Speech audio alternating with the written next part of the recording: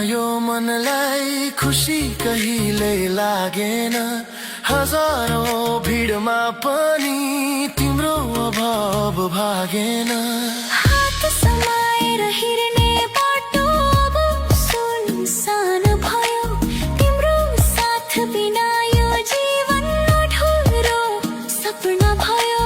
कसम खाएर गरेको माया किन आज टुट्यो। समयको यो आँधीले हाम्रो सपना लुट्यो। हिजो सँगै हाँसेको मन आज एक्लै रोयो। तिमी बिना यो मुटुले खुसी पाऊ।